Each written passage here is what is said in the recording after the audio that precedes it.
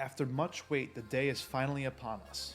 The highly anticipated spiritual predecessor to the iconic WWF No Mercy is finally here in the form of AEW Fight Forever.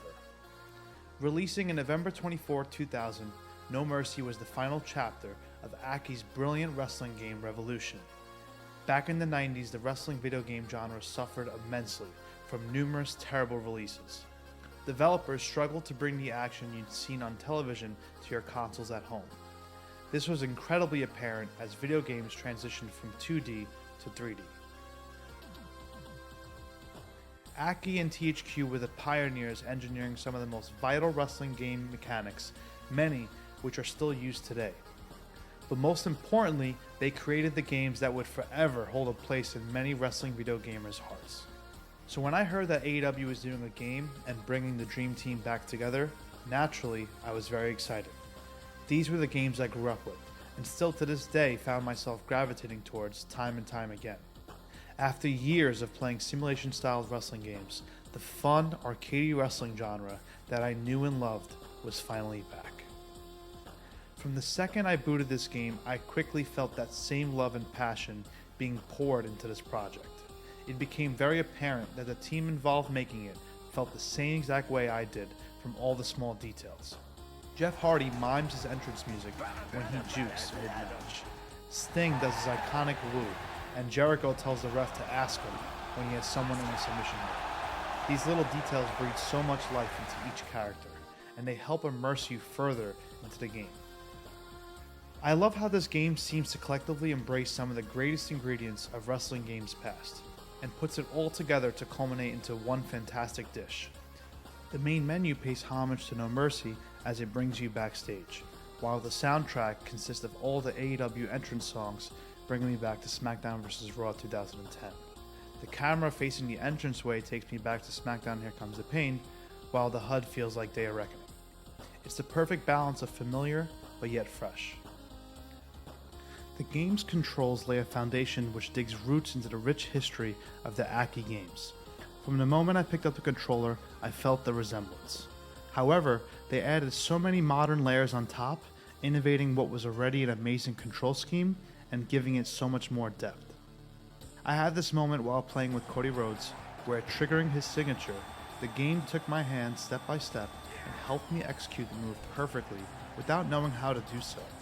It felt incredibly intuitive and collaborative and just plain smart for a wrestling video game. Also, there's these little moments they added that I just feel add so much more fun to the matches. The recoil attacks and reversals, they perfectly set up your next move, and it helps create this perfect back and forth between characters. The hits feel heavy, and the specials get this replay effect that really make the moves feel important. Control-wise, they completely knocked it out of the park. This feels exactly how a wrestling game should feel. Easy to pick up, but difficult to master. Also, the presentation is gorgeous. I know a lot of people complain about the graphics, but I'm sorry, you simply just don't get it. The art style is charming and really adds to creating a lighthearted atmosphere to the game. In this day and age of everything looking super realistic, but completely hollow when it comes to the gameplay, this game does the exact opposite by putting an emphasis on the fun the way video games used to. Also, I need to mention how great the roster is.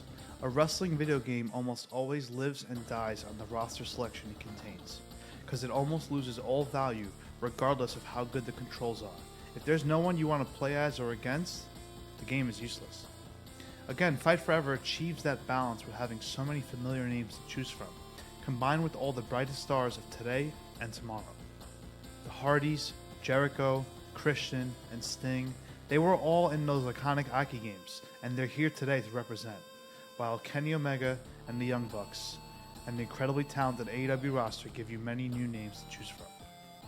The matchups are endless, and I expect the roster to continue to become even deeper via DLC. AEW owns the rights to many stars of today and the past, and at launch, a lot of them are missing. And I think this is where I'll shift my attention to what I feel is lacking. For years, I grew up playing wrestling video games, spending countless hours in the creation suites of those games. For whatever reason, creation in wrestling video games were just always super prominent. From editing attires in No Mercy, to creating pay-per-views in SmackDown 2 Know Your Role, to titles, entrances in arenas, historically, wrestling games allowed you to create what they couldn't put in their game for licensing reasons, which allowed you, the gamer, to breathe so much life into the game and add to the replayability. I was excited when I heard that there were no community creations because it would force us to go on a site like cause.ws and have to find core formulas just like in the old days. But upon inspecting the creative suites, they all felt incredibly empty and incomplete, virtually leaving me with nothing to create or desire to spend any time to do so.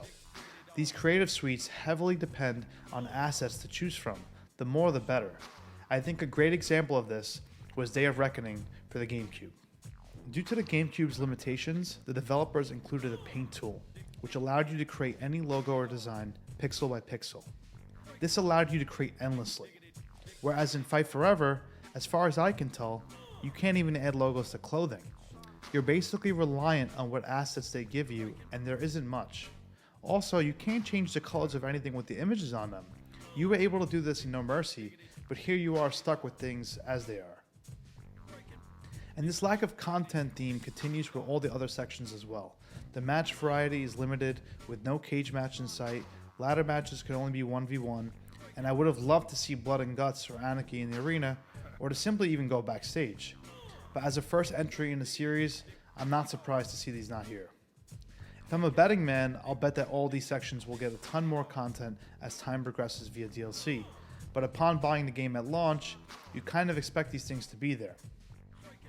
Which leads me to the story mode. Throughout time, wrestling games have taken an endless amount of approach to doing this. Fight Forever takes a No Mercy / Here Comes the Pain approach with a season mode that allows you to do various events before the show. Before I critique this mode, a quick disclaimer, I'm not the biggest fan of wrestling career modes. Usually you get really wacky stories that are just downright cheesy and aren't really worth telling. There's been a few exceptions to this, like Day of Reckoning, so I was glad to hear that Fight Forever took a more season mode approach, as this allows the game to focus on the assets it does have, the gameplay and the roster. But as I played through it, it felt incredibly repetitive, seeing my character go through the same animations over and over with no real storytelling elements wanting me to push forward. I will say I do like how they kind of gave it RPG elements with the character having skills, energy, and momentum, and you're supposed to tend to those with turn-based events. I just wish it didn't feel as tedious and monotonous doing so, but as I've quickly cycled through stories, ending faster than they've started, I've yet to feel anything from any of the text dialogue cutscenes. There's no real substance here, especially if you're going through it as an established AEW star. The skill points are rendered useless, and the bonus content is really nothing but City Taurus t-shirts. I felt like they could have done so much more with this because the right foundation is definitely there. It's supposed to be different every time you play it. I just wish the stories were deeper, as well as the bonus content you unlock for playing it. And with all that being said, I do think the game is an incredible step in the right direction. It feels like they really took the time to create the perfect foundation for a wrestling video game. And because the gameplay is so damn good, it does have me wanting more. As a lifelong wrestling gamer, I'm stoked that the game I've been waiting for is finally here. After years of only having one option, I finally feel represented. Kenny Omega and the team of THQ and Ukes really did deliver. And with what they created, I really think with the right additions, they could make this into arguably one of the greatest wrestling video games of all time, whether that be with DLC or a future sequel. I've heard rumors of a Battle Royale mode akin to Fortnite, where you can battle against 30 other gamers in Stadium Stampede, which would just be amazing. I hope to see them add to the roster, arenas, championships, as well as the creation suites, so we the community can fill in the gaps and keep the spirit of this culture of wrestling video games alive the way it used to be. With that all being said, I've played games with a ton of content with no strong gameplay to back it up. I'd much rather have it the other way around. AEW Fight Forever delivers in the best way possible in terms of gameplay, presentation, and then bringing us a wrestling game the way we remember it. I give it an 8 out of 10, and I can't wait to see what the future of this game holds. So long.